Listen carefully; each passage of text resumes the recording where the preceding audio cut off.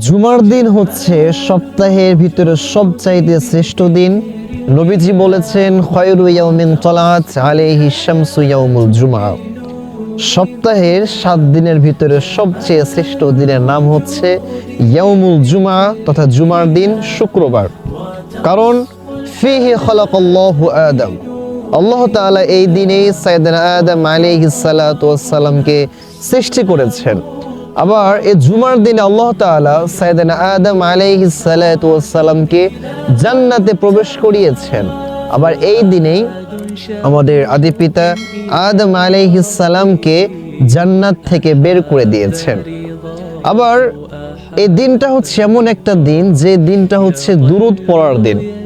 যে ব্যক্তি এই দিনে যত বেশি দুরূদ পড়বে, তার কানেকশন, তার রিলেশন নবীজি সাল্লাল্লাহু আলাইহি ওয়াসাল্লামের সাথে তত ভালো হয়, তত সুন্দর হয়। নবীজি বলেছেন, মান সাল্লা আলাইয়া ওয়াহিদাতান সাল্লাল্লাহু আলাইহি আশরা।